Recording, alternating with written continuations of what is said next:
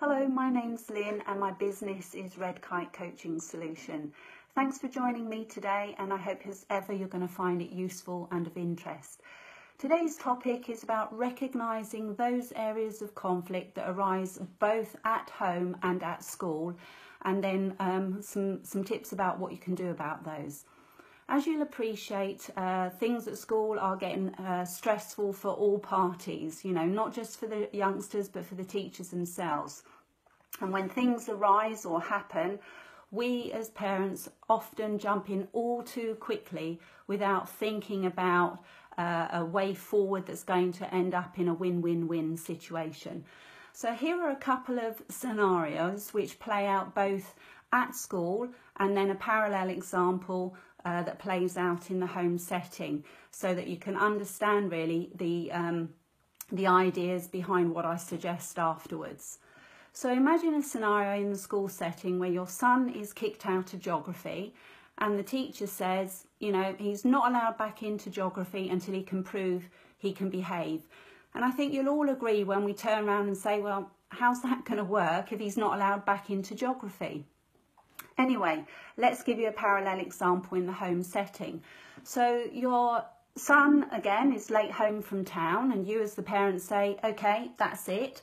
You're not allowed back in town until you can prove that you can be in on time.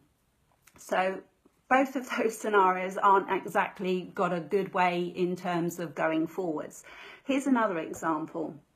So your daughter continues to talk in class when the teacher has expressly said there should be no more talking. And basically she carries on talking, they get into a bit of an altercation, a bit of a debate, and the teacher ends up yelling and says, show me some respect. When I'm telling you what to do, show me some respect.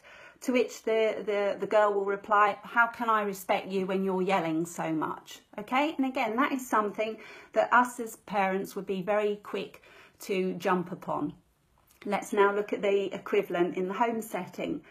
So your daughter ignores your repeated request to come off the TV, and then you end up yelling at the child and saying that you never do as you're told, you don't even listen to a word I say, yet alone show me any respect.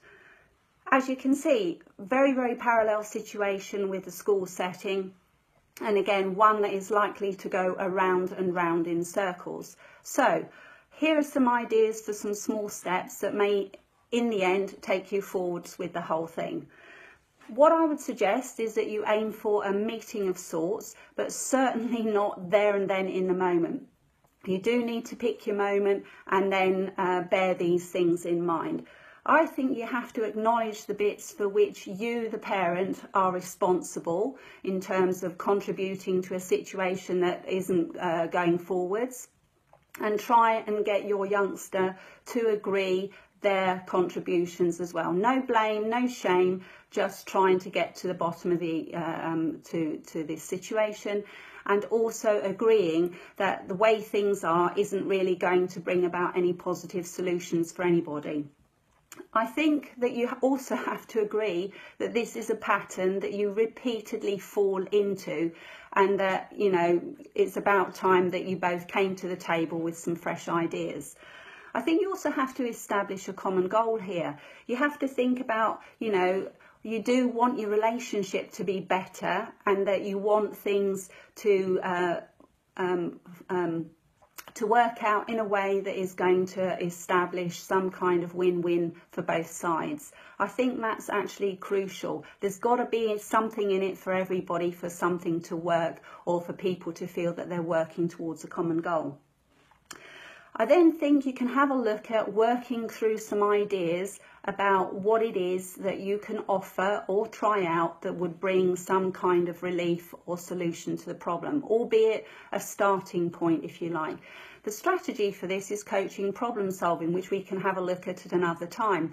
But in any event, it does provide you with a clear-cut structure. So first of all, you've got the goal itself, which is to, for the youngster to come off from the TV, for the youngster not to carry on talking while the teachers told them not to, and then to have a think about what your options are, what you could think about in terms of what might help the situation, what you did last time when something went well, who you might need to help you with that situation. Have a look at what happens if you don't try out any of those ideas. That's the consequences stage. Not necessarily anything punitive, but just what happens if you do, what happens if you don't.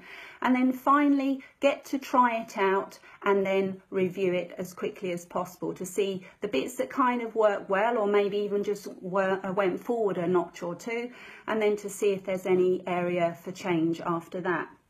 Once you can see a few improvements at home, I think you as a parent will be in a better place to take your ideas into school and certainly be a little bit more relaxed about how you go about handling the teacher. As ever, I hope you found this interesting. Do let me know, and I'd love to hear from you.